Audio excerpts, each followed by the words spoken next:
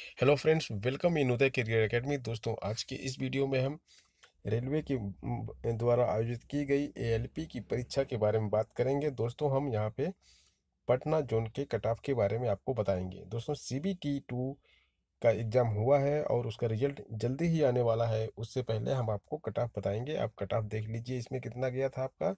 ALP cut off हम बताएंगे, ITI cut off बताएंगे, पीसीएम का कट ऑफ बताएंगे। पीसीएम की एसएनटी वाली जो पोस्ट थी उसके लिए 10+2 वालों और बीटेक वालों का कट ऑफ है ये। तो दोस्तों, जान देख लेते हैं पटना में कुल पद कितने थे। 1283 पद थे। टोटल 1283 पदों के लिए CBT 2 परीक्षा लोगों ने दिया है यहाँ पे, और इसका रिजल्ट जल्द ही आने वाला है। मार्च के फर्स्ट वीक में इसका रिजल्ट आ जाएगा। तो दोस्तों, शुरू करते हैं वीडियो। सबसे पहले हम वैकेंसीज देखते हैं कि रेलवे भर्ती बोर्ड पटना में कितनी वैकेंसीज थी, किस कैटेगरी की। एएलपी की बात करते हैं, असिस्टेंट लोको पायलट की बात करते हैं, 720 वैकेंसी थी यहाँ पे, 720 वैकेंसीज। आईटीआई टेक्नीशियन की बात करते हैं, आईटीआई से टेक्नीशियन की वैकेंसी थी 479। पीसीएम टेक्नीशियन की बात करते हैं, फिजिक्स केमिस्ट्री मैथ से 10+2 जिन्होंने किया था उनके लिए ये वैकेंसी थी। इसमें 84 वैकेंसीज थी केवल यहाँ पर। और टोटल वैकेंसीज जो निकल के आ रही हैं पटना जोन की, वो है दोस्तों 1283, 1283। और जो लोग CBT 1 में सेलेक्ट हुए थे, जिन्होंने CBT 2 का एग्जाम दिया है, उनकी संख्या टोटल जो है 19,386 है, 19,386। तो दोस्तों, अब देखने वाली बात है कि एक सीट पर कितने कैंडिडेट निकल के आएंगे। जो सीटें हैं 1286 हैं, और टोटल कैंडिडेट जो अपियर हो रहे हैं 19,386 हैं।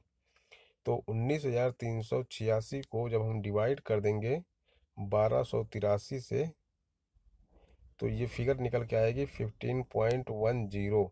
15.10 मान फिगर निकल के आ रही है। इसमें से एक चीज़ और देख लेते हैं कि बहुत सारे कैंडिडेट हो सकता है एग्ज़ाम सेंटर दूर होने के चक्कर में एग्ज़ाम ना दिए हों यहाँ पे। तो इनमें से टोटल प्रेजेंट कैंडिडेट अगर हम इसमें से मान लेते हैं कि 18,000 कैंडिडेट भी प्रेजेंट हुए अगर एग्ज़ाम में, तो 18,000 को अगर हम डिवाइड करेंगे 1283 से, तो ये ऑलमोस्ट मान लीजिए 14 निकल के आता है। तो एक कैंडिडेट पे फिर भी यहाँ पे एक सीट पे 14 कैंडिडेट आ रहे हैं। हर एक सिलेक्टेड लड़का जो है 13 लड़कों को अपने पीछे छोड़कर सिलेक्ट होगा। तो कंपटीशन आप देख लीजिए कितना ज़्यादा कंपटीशन है यहाँ पे। केवल कट ऑफ क्लियर करने से बात नहीं चलेगा, क्योंकि यहाँ पे सीटें भी कम हैं, और एवरेज पर रेशियो पर सीट कैंडिडेट का जो है वो भी हाई जा रहा है। तो दोस्तों, देख लेते हैं कि कट ऑफ कितना जाएगा। सबसे पहले एएलपी के कट ऑफ की बात करते हैं। एएलपी के कट ऑफ की बात हम करते हैं। यहाँ एएलपी के कट ऑफ की बात करने से पहले हम एक बार फिर से ऊपर जाते हैं, वैकेंसीज देखते हैं। यहाँ पे एएलपी कट ऑफ में, जैसे आपको मालूम है कि एएलपी में साइको का टेस्ट होने जा रहा है। साइको का टेस्ट पहले होगा, और उसके बाद जो साइको के नंबर होंगे उस मेरिट में जुड़ेंगे, CBT 2 की मेरिट में जुड़ेंगे, और साइको के नंबर जुड़ेंगे, तो उसके बाद जाके मेरिट इसकी बनेगी। और साइको के टेस्ट में कितने लोगों को बुलाया जाएगा, 720 वैकेंसी है तो 8 गुना में बुलाया जाएगा, आपको मालूम है। तो 8 से इसको मल्टीप्लाई कर देंगे 720 को, तो ये निकल के कितना आएगा, 5760। 5,760 कैंडिडेट को बुलाया जाना है CBT 2 से क्वालिफाई करके साइको टेस्ट के लिए। तो 5,760 के लिए मेरिट में अभी बताने जा रहा हूँ आपको कितनी मेरिट जाएगी, इतने लोगों को सिलेक्ट करने के लिए इतने लोगों को बुलाया जा रहा है, तो कितने नंबर चाहिए आपको, आपकी कैटेगरी के हिसाब से मैं बताऊंगा इसमें। देखिए, जनरल की जो मेरिट जाएगी वो 43 से 45 जाएगी। 43 मार्क्स से 45 मार्क्स तक जाएगी जनरल की मेरिट। अगर आपके 43 से 45 मार्क्स के बीच में आ रहे हैं, तो आप ये समझ लीजिए कि आपका साइको की कॉल आ जाएगी। आप साइको की बिल्कुल तैयारी कीजिए, अच्छे से तैयारी कीजिए। और ओबीसी की बात करते हैं तो 39 नंबर से लेके 42 नंबर तक इनकी कॉल आने की एक्सपेक्टेशंस हैं, उम्मीद है इनकी। एससी की बात करते हैं तो 33 से लेके 35 तक। और एसटी की बात करते हैं तो 31 से लेके 35 नंबर तक अगर आपके आ रहे हैं एसटी कैटेगरी में, तो आपकी साइको टेस्ट आ जाएगा, कॉल आ जाएगी साइको टेस्ट की। दोस्तों, देखिए, ये सारी साइको टेस्ट की कॉल के लिए ये जो मेरिट दी गई है, अगर आपके इतने नंबर आ रहे हैं तो आपके लिए खुशी की बात है, आप साइको की टेस्ट की तैयारी कीजिए। लेकिन ये सब नंबर आपके बेकार हो जाते हैं अगर आपका पार्ट बी में 26.5 नंबर नहीं आता है। तो 26.5 नंबर आपको पार्ट बी में लाने ही लाने हैं, अदरवाइज ये सब बेकार है, चाहे आप यहाँ पे 80 नंबर ही क्यों ना लेके आए हों, बिल्कुल बेकार है ये। अगर आपका यहाँ पे साइको इसमें 23 number, 24 number, 22 number, 18 number, 16 number कुछ भी आता है पार्ट बी में, तो ये सब आपका बेकार है। आपको साइको के लिए बुलाया भी नहीं जाएगा, आप भर्ती प्रक्रिया से बिल्कुल पूरी तरह से बाहर हो जाएंगे। तो दोस्तों पार्ट बी में 26.5 नंबर लाना बहुत ही ज़रूरी है। दोस्तों आगे बढ़ते हैं, ITI टेक्नीशियन का कट ऑफ देखते हैं अब। ITI टेक्नीशियन के लिए सबसे ज़्यादा इम्पोर्टेंट बात यह है कि यहाँ पर किसी भी प्रकार का कोई भी दूसरे चरण का एग्ज़ाम नहीं है। जो एग्ज़ाम यहाँ पे CBT 2 के जो मार्क आएंगे, उस मार्क के बेस पे मेरिट बन जाएगी, और मेरिट के बेस पे आपको डायरेक्ट सिलेक्शन मिल जाएगा, आपको नौकरी मिल जाएगी, आपके अपने पटना जोन में नौकरी मिल जाएगी, पटना जोन से आपने अप्लाई किया हुआ वहाँ पे आपको नौकरी मिल जाएगी। जो भी मेरिट में सिलेक्ट होंगे इसमें, उसमें से आपको डॉक्यूमेंट वेरिफिकेशन के लिए बुलाया जाएगा, DV जिसको बोलते हैं। तो जनरल की देख लेते हैं हम, जनरल का कट ऑफ कितना जाना चाहिए यहाँ पे। जनरल कट ऑफ 45 नंबर से 47 नंबर तक जाना चाहिए। दोस्तों जनरल का 45 से 47 हो गया, और आगे की देख लेते हैं। OBC का कितना जाना चाहिए। OBC का 42 से लेके 44 तक जाना चाहिए, और इसी तरह से SC का 38 से लेके 41 तक जाना चाहिए। ST कैटेगरी का जो है 36 से लेके 38 तक जाना चाहिए। अगर आपके इतने नंबर आ रहे हैं तो आप समझ लीजिए आपकी डॉक्यूमेंट वेरिफिकेशन की कॉल आएगी, और ये आपके लिए बहुत अच्छी बात है। दोस्तों देखिए, मेरिट और मेरिट कितनी जाएगी इसके लिए जो कट ऑफ हम लोग निकालते हैं, कुछ डेटास के बेस पे निकालते हैं, कुछ फैक्ट्स होते हैं, और कुछ हम लोग जो प्रिडिक्शंस करते हैं उसके आधार पर निकालते हैं, पेपर के लेवल के बेस पे निकालते हैं, नंबर ऑफ स्टूडेंट जिस तरह से अपियर हुए हैं उसके बेस पे निकालते हैं।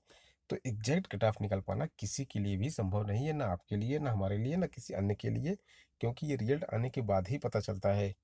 तो आप इसमें से +-2 कर लीजिएगा।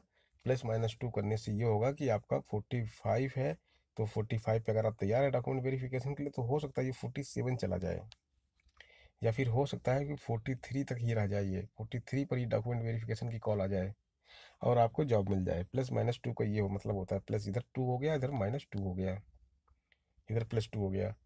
तो दोस्तों आगे बढ़ते हैं, देखते हैं PCM का कट ऑफ कितना है।